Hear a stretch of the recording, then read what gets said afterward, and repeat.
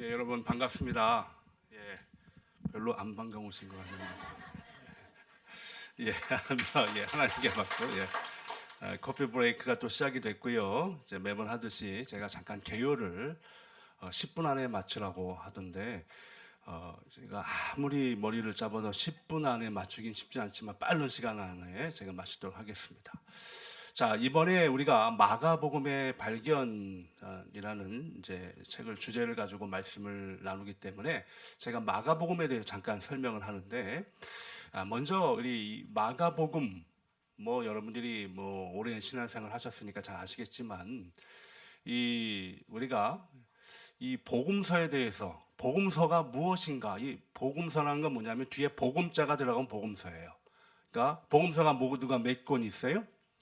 네 권. 마태, 마가, 누가, 요한 복음 있잖아요. 이 복음서는 무언가 우리가 먼저 그걸 좀 알기를 원하는데, 복음서는 예수님의 이야기를 써놓은 것이 복음서죠.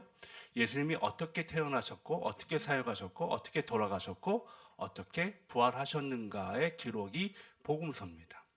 그래서 이 네 명이 예수님에 대한 기록을 해놓은 것이 복음서인데, 이 네 명이 각자 바라보는 관점이 조금씩 달라요. 다르기 때문에 우리가 보면 그 내용이 그 내용 같지만, 여러분들이 마가복음을 진짜 잘 발견하기 위해서는 이 마가가 왜 어떤 목적을 가지고 썼는가를 알면 더 이해가 쉬워요. 그래서 잠깐 제가 그 개요를 말씀드리면, 예수님의 이야기인데 어떤 관점이 있을까? 아니에요. 마태, 마가, 누가, 요한은 다 이 책을 읽는 사람이 이런 그 사람들의 부류가 달라요. 먼저 마태는 유대인들 관점을 썼습니다. 유대인들에게 복음을 전하려고 마태가 마태복음을 쓴 거예요. 그러니까 유대인들의 관점을 맞추다 보니까 유대인들이 가장 쉽게 접근할 수 있는 방법이 뭐냐 하면 바로 그들의 족보로 시작하는 거예요. 왜? 유대인들은 자신들의 어떤 그 족보를 굉장히 위대하게 생각하잖아요. 그래서 마태복음 시작이 족보로 시작하고요. 그리고 구약의 성경을 많이 인용해 놨습니다. 왜? 유대인들이 이해하기 쉽게. 그리고 그것을 성취로 예수님이 태어났다라고 했던 게 마태복음이라는 거예요.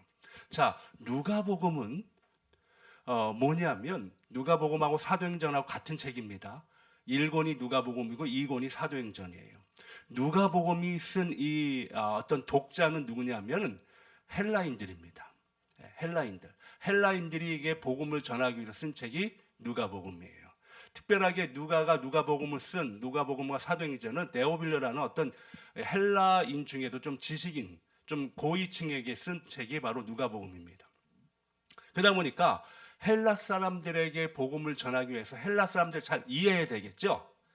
그래서 헬라 철학과 헬라 사상을 잘 이해해서 쓴 것이 누가복음이에요.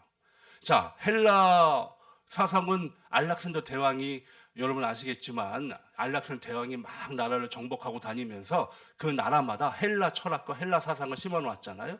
그게 헬라 문화라고 부르잖아요. 이 알렉산더 대왕의 스승이 아리스토텔레스고 아리스토텔레스의 스승이 플라톤입니다. 특별하게 플라톤 때의 어떤 나누는 사상이 그때 많이 철학이 발견됐기 때문에 발전됐기 때문에, 그래서 이 누가복음에는요, 이 이원론적 관점으로 예수님을 많이 증거했어요. 그래서 이 시대와 오는 시대, 부자와 가난한 자, 이런 식으로, 그리고 육적인 유대 혈통과 믿음의 백성, 염소와 양, 이렇게 나누는 헬라 관점에서 많이 복음을 전했기 때문에 그런 거예요. 자, 요한은 누구냐면 예수님의 제자죠. 요한복음 제일 늦게 쓰여졌습니다.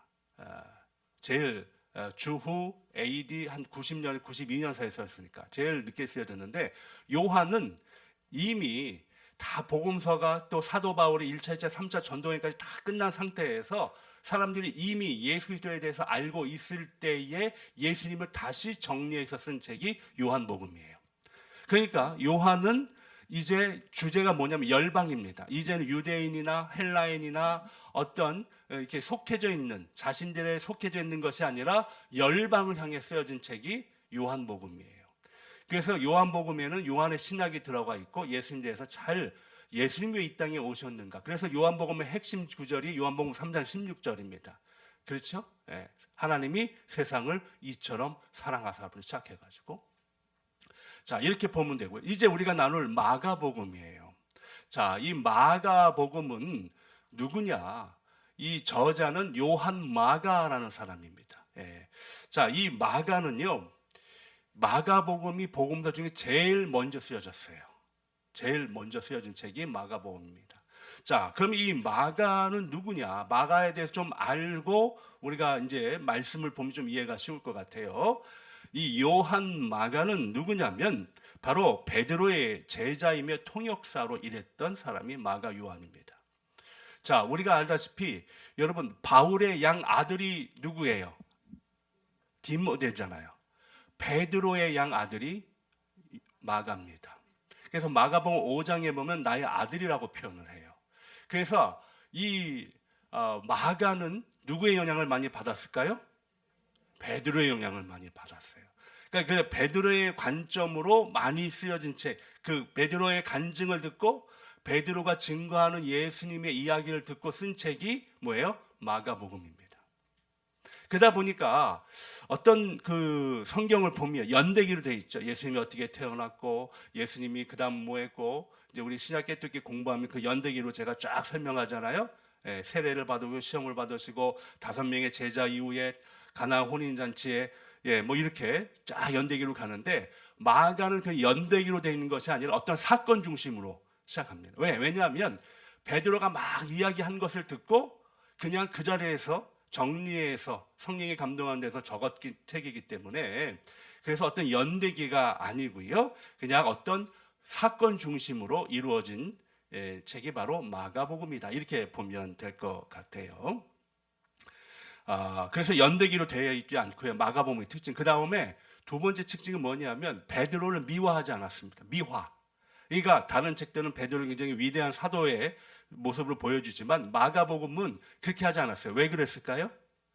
베드로의 어떤 영향을 받았기 때문에 베드로가 그렇게 하지 말라고 했을 가능성이 큰 거예요. 그렇잖아요. 그만해. 나는 내 이름 넣지 마. 이런 거 우리가 하잖아요. 그래서 베드로에 대한 미화가 그렇게 많지 않아요. 그 이유는 베드로의 영향을 많이 받았기 때문에 그렇다라는 겁니다. 자, 그래서 이 마가 요한은 우리가 잘 아는 대로 누구냐? 마가 요한은 성경의 바나바라고 불려지는 굉장히 바울의 동역자의 조카입니다.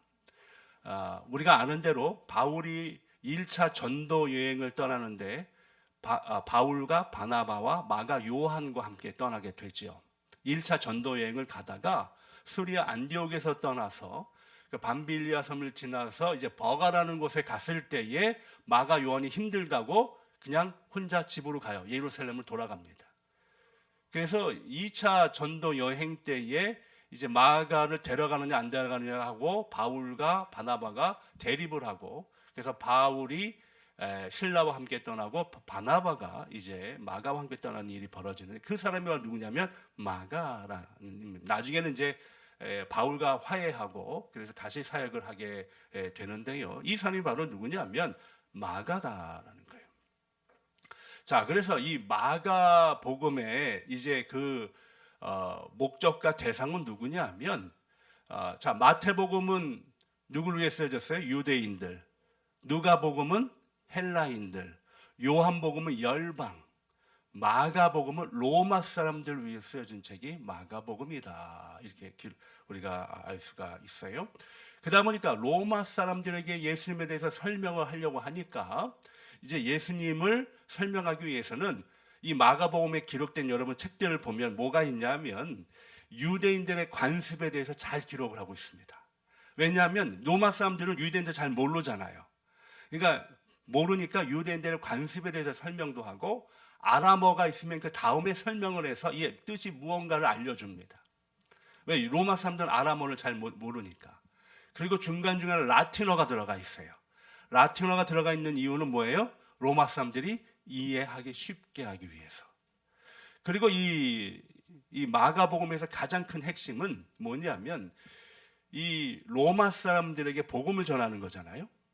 그러다 보니까 로마 사람들이 가장 존경하는 군인 중에서도 지위가 있는 백부장이 한 말이 기록이 돼 있어요.